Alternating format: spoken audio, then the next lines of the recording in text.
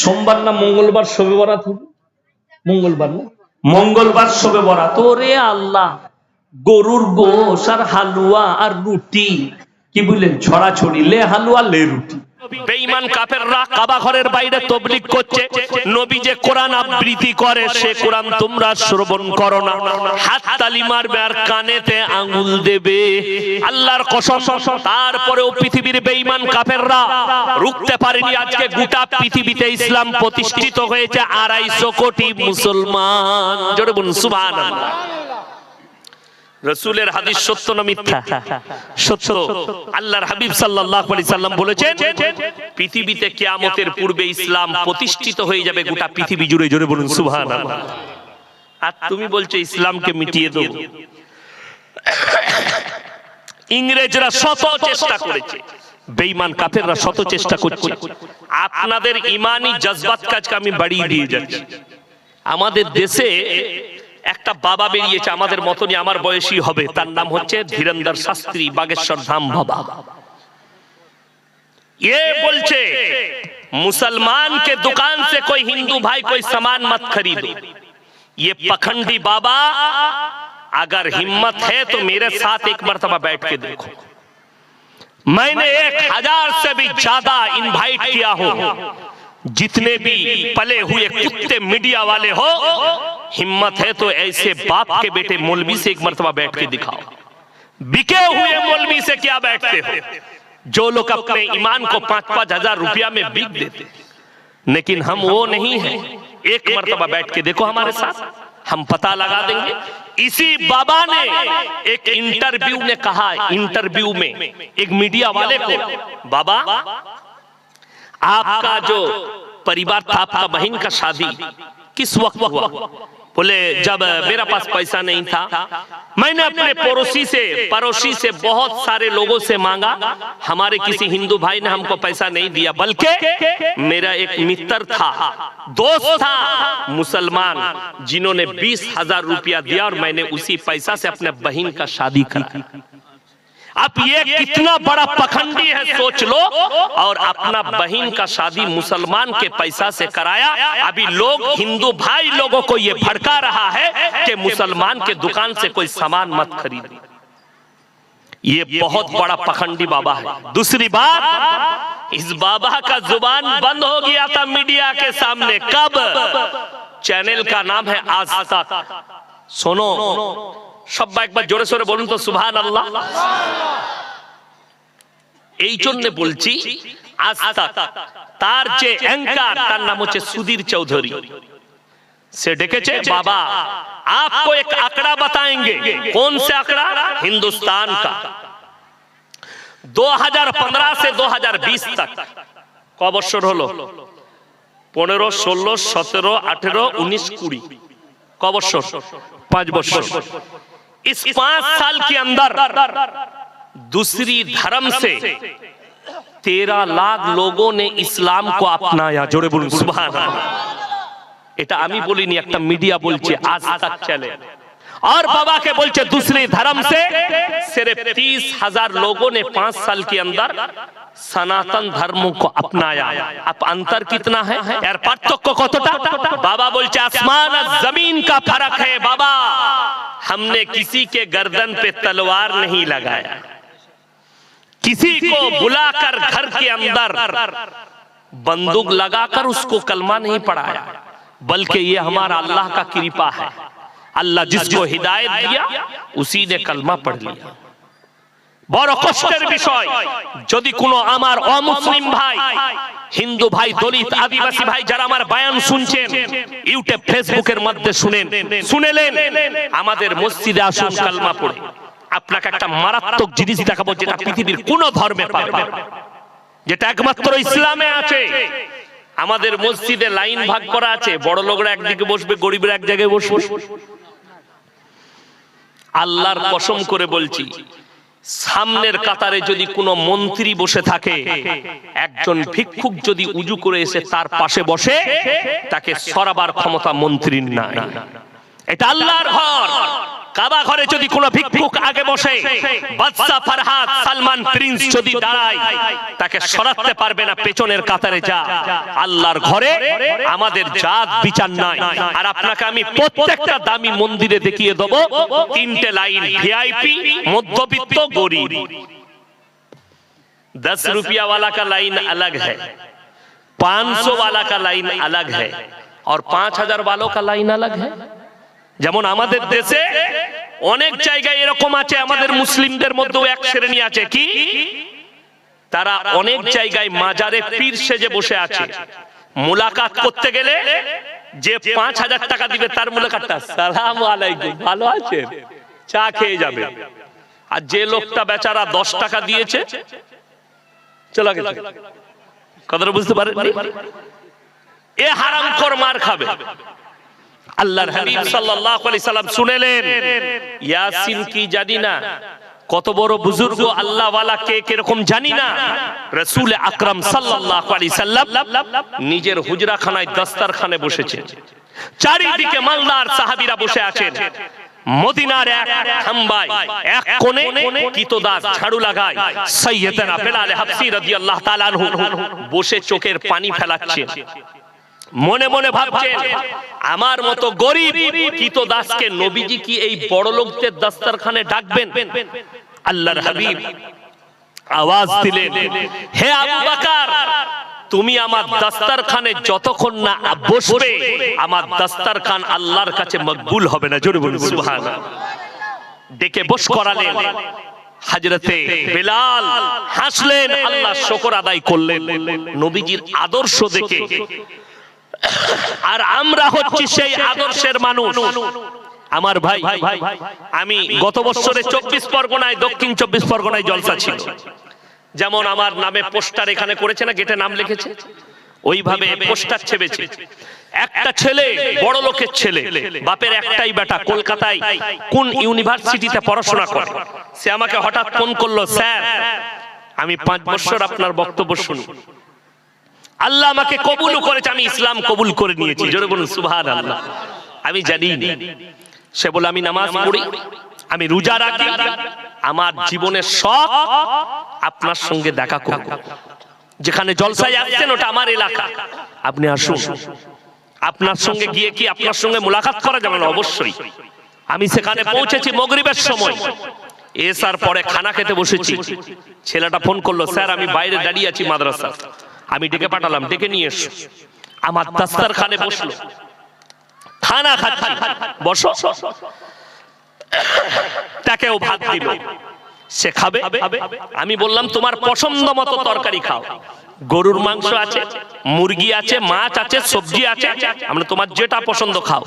বলে স্যার আমি গরুর মাংস খাই। আমরা খাও, তুমি তো ইমানদার, কলমা পড়ে নিয়েছো, কলমা পড়ে দিয়েছে, নামাজ পড়ে রোজা রাখে, মানে মুসলমান।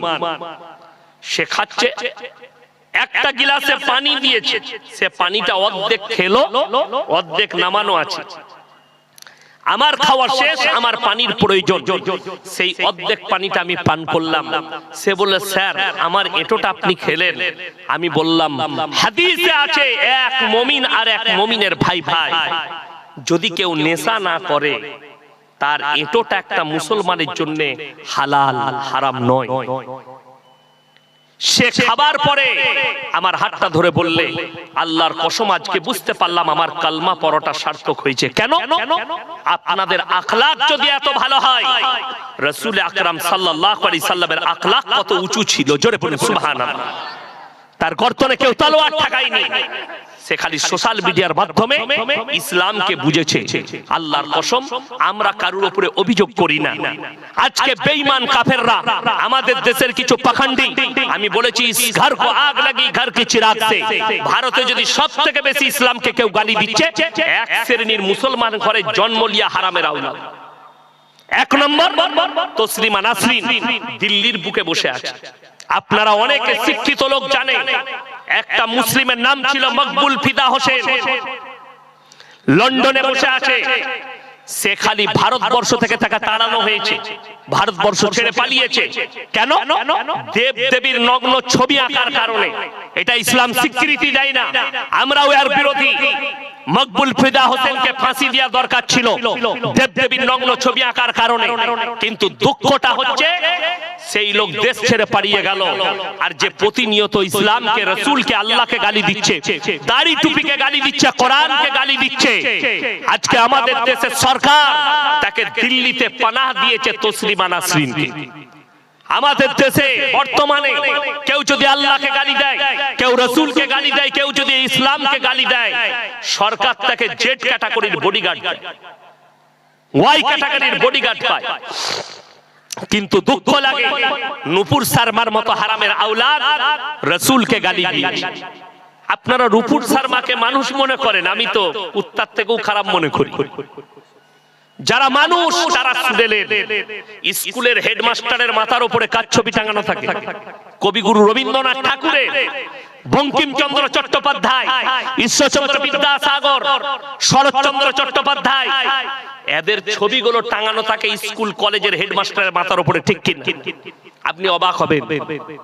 আমি সেদিনে জলসায় বলেছি মুর্শিদাবাদে, আজকে আবার আপনাদেরকে জানিয়ে দিয়ে যাচ্ছি, হে আমার মুসলমান ভাই, আল্লাহ রসুলের উপরে তহমত লাগাচ্ছে কিছু বেঈমান কাফের। নবীজি সাল্লাল্লাহু আলাইহি সাল্লাম 6 বছর বয়সে মা আয়েশা সিদ্দিকা রাদিয়াল্লাহু তাআলা আনহাকে বিবাহ করেছে, 9 বছর বয়সে সংসার শুরু করেছে। এই নূপুর শর্মার মতো হারামের আওলাদ বলছে মুহাম্মদ ने बलात्कार किया, नाउजुबिल्लाह। কত বড় চোট লাগে দিলে। কলকাতায় আর একটা হারামের আওলাদ আছে, তার নাম হচ্ছে নাজিয়া ইলাই খান। প্রতিনিয়ত আলেমদিকে, দাড়ি টুপিকে, মাদ্রাসা মসজিদকে আমাদের নাম রেখেছে মাদ্রাসা ছাপ। अल्लाह का कृपा है कि मैं मदरसा छाप हूं, तेरे जैसे हराम के औलाद तो नहीं हूं माशाअल्लाह। तुम्हारा जन्म तो ठीक नहीं है, किसी ने जन्म दिया ना बाप। एक सप्ताह आगे আমাকে বলেছে তোর জন্ম কি করে হয়েছে, এই মেয়েটা আমাকে গালি দিয়েছে। আমি বললাম আমার বাপের নাম এক্ষুনি স্টেজে বলার আগে মোল্লা এলান করলে না, মোল্লা শওকত আলী মাজাহিরি, আমার বাপের জুতোর তলায় বসার তোর যোগ্যতা না। আর আমার মাকে পশ্চিম বাংলার জানে আমি হারাম নাকি, তো প্রমাণ করে দেখা। আর मैंने बताया तू हराम के औलाद है, तो एक मर्तबा प्रूफ कर। अच्छा, কোন চোর বলে যে আমি চোর না, বলে আমি ভালো ভালো বলে? আচ্ছা, আমি যে মুসলমান এটা আপনাদের কাছে আমাকে প্রুফ করাতে হবে? আপনারা বুঝতে পারছেন না পারেন? ইয়াসিন সাহেব মুসলমান, আপনারা যে স্টেজে বসে আছে এরা মুসলমান, আমাকে প্রুফ নিতে লাগবে? ও হাতেতে টাট্টু করেছে আরবি লেখে, বলছে আমি মুসলমান আছি। তো যে চোর সে বলে যে আমি চোর, তো মুসলমান নস বলেই তোকে লেখে দেখাতে হচ্ছে আমি মুসলমান আছি। এটা লেখে দেখানোর কি আছে? তো মুসলমান নস বলেই তোকে দেখাতে হচ্ছে, তুই ইসলামের মধ্যে নাই বলেই তোকে লেখে দেখাতে হচ্ছে, আমাদেরকে প্রুফ লাগবে না। কেন? আল্লাহ রসুলের জন্য জান কুরবান। আপনাদেরকে এমন একটা প্রুফ দিয়ে যাব, কোন শিক্ষিত লোক, ডাক্তার, মাস্টার, প্রফেসর, ইঞ্জিনিয়ার যদি স্টেজে এসে আমার প্রুফটা কাটতে পারে, ইনশাআল্লাহ আমি তাকে 500 টাকা চা খেতে, মিষ্টি খেতে দিয়ে যাব। নাম্বার 1, আল্লাহ নবী সাল্লাল্লাহু আলাইহি সাল্লাম 6 বছরের মা আয়েশা সিদ্দিকা রাদিয়াল্লাহু তাআলা আনহাকে বিবাহ করলেন বেঈমান কাফেরের অভিযোগ। আপনাদের জানা নেই ঈশ্বরচন্দ্র বিদ্যাসাগর যেদিনে বিবাহ করেছেন, উনার স্ত্রীর বয়স ছিল মাত্র 8 বছর। কত বললাম? 8 বছর। কবিগুরু রবীন্দ্রনাথ ঠাকুর যেদিনে বিবাহ করেছেন, উনার স্ত্রীর বয়স ছিল 11 বছর। বঙ্কিমচন্দ্র চট্টোপাধ্যায় যেদিনে বিবাহ করেছেন, উনার স্ত্রীর বয়স ছিল মাত্র 5 বছর, 5 ইয়ার্স। সত্যেন্দ্রনাথ বসু যেদিনে বিবাহ করেছেন, উনার স্ত্রীর বয়স ছিল 6 বছর। তারপরও আমাদের কোনো অভিযোগ নাই। এরা 150 বছর আগের কথা বলছে এটা, আর আল্লাহর হাবিব সাল্লাল্লাহু আলাইহি সাল্লাম 1400 1450 বছর আগে মা আয়েশাকে 9 বছর বয়সে সংসার শুরু করেছে। বড় কষ্ট লাগে। আজকে আপনার নামে অভিযোগ আছে মুসলমান 10-10 बच्चा पैदा करता है, अभी एक करना मुश्किल हो गया तो ये 10 कह रहा है। দুঃখটা বলে দিই, শিক্ষিত লোকরা শুনবেন। আমাদের জন্য বলছে মুসলমান 10-10 বাচ্চা পয়দা করতে হয়, কিন্তু যখন মিডিয়াওয়ালা এই কুত্তা মিডিয়ারা সমীক্ষা দিচ্ছে তখন বলছে হিন্দুস্তান মে মুসলমান 27%। আমার বাপ স্কুলে গেছে, উনি শুনেছেন 27%। আমি স্কুলে গেলাম 27%। আমার বিটি স্কুলে যাচ্ছে, সেও শুনছে 27%। আমার মেয়ে আমাকে বলছে আব্বা আমরা 27%। আমি বললাম হ্যাঁ মা, আমরা হিজড়ে, আমাদের ছেলে হয়। কি বলবো, এরা আমাদেরকে ওইখানে ডাইরেক্ট। আরে ভাই 10-10 बच्चा अगर होता तो हिसाब तो जोड़ लो, हम कितने हैं ये जोड़ के दिखाओ। বড় কষ্ট লাগে। ইয়াসিনের 10টা, ইয়াসিনরা 10টা ভাই, অভিযোগ হচ্ছে ये लोग बच्चा पैदा कर रहा है, কিন্তু মোদি জি 6টা ভাই, দোষ নাই। যোগী জিরা 7টা ভাই, तगड़िया तारा 10 भाई। अगर मुसलमान 10-10 बच्चा पैदा करके अगर कहते हो कि मुसलमान बच्चा पैदा करने वाला मशीन है, तो इनको क्या बोलेगे तू? अभी पार्लियामेंट में खड़ा होके हमारे देश के प्राइम मिनिस्टर ने बताया कि हिंदुस्तान में मुसलमान अपने बीवी को तलाक देते और औरत के ऊपर बड़ा जुल्म करते। बड़ी अच्छी बात है, आप हमारे बेटियों के लिए सोचा, हमारे बहन के लिए सोचे, हमारे बीवी के बारे में सोचे। लेकिन मैं पूछता हूं प्रधानमंत्री जी, आपका बीवी कहां पर है? আমি তাজ্জুব, তিনি প্রশ্ন করছেন মুসলমানরা বউকে তালাক দিয়ে বিবির উপর অত্যাচার করে, পার্লামেন্টে এতগুলো মুসলিম মেম্বার থাকতে একজন প্রশ্ন করলে না স্যার আপনার বিবিটা কোথায় আছে? একজন প্রশ্ন করে। আমার মতো এমপি থাকলে সঙ্গে সঙ্গে বলতাম স্যার पहले अपने बीवी को तो हक दे दीजिए, फिर हमारे बीवी के बारे में सोचना। আমি যদি আপনাদেরকে বলি আপনাদের বিবিদিকে পর্দায় রাখবেন, আর আমার বিবি যদি বর্ধমান বাজারে কাপড় খুলে ঘুরে বেড়ায়, আমার বলা যাবে ওটা সাজবে? সাজবে না। আমি পর্দার বয়ান তখন করব যখন আমার বিবি বাড়ি থেকে এক চুল পা বার করবে না, পর্দার মধ্যে থাকবে, তখন আমি পর্দার বয়ান করব। বড় কষ্ট লাগে, দুঃখ লাগে। যদি এটাই সত্য হয়, মুসলমান নারীর উপরে মহব্বত যদি আপনার থাকে, গুজরাটে বিলকিস বানুর ধর্ষণকারীরা কখনো রেহাই পেবে? আত্মসত্তা, পেটে বাচ্চা আছে, 11 জন ধর্ষণ করেছে, সেই মেয়ে কাঁদতে কাঁদতে হসপিটালে ভর্তি, সেই মেয়ে কেস ঠুকেছে, তাদেরকে 15ই আগস্টের দিনে তাদেরকে ছাড়া হয়েছে। আপনি ভাববেন গুজরাটের 2002 দাঙ্গা এই ইয়াসিন নিজের চোখে দেখেছে। আমি তখন মাদ্রাসা জামিয়াতুল কিরাত কাফলেতার ছাত্র, জামিয়া ইসলামিয়া ঢাবেলের পাশে। এই কাটিহারে আমার একটা সাথী আছে, কারি মারগুবুর রহমান সাহেব, আমার সাথে, আমার থেকে অনেক সিনিয়র। ওই কাফলেতায় পড়তেন, কাটিহারে বাড়ি। বিলাসপুরে আছে আমার সাথী কারি খায়রুল ইসলাম বাঙ্গালী, একসাথে পড়েছি আমরা গুজরাটে। সেই 2002 দাঙ্গার আওয়াজ আজও মনে আছে। রক্তর হুলি খেলা হয়েছে, ভুলতে পারি না। আমার মুসলমান ভাই, আপনি কালমার উপর আর ঈমানের উপরে টিকে যান। সবাই নিয়ত করুন, আপনি ভেবে দেখুন 5 ওয়াক্তের নামাজ পড়া ফরজ না ফরজ নয়?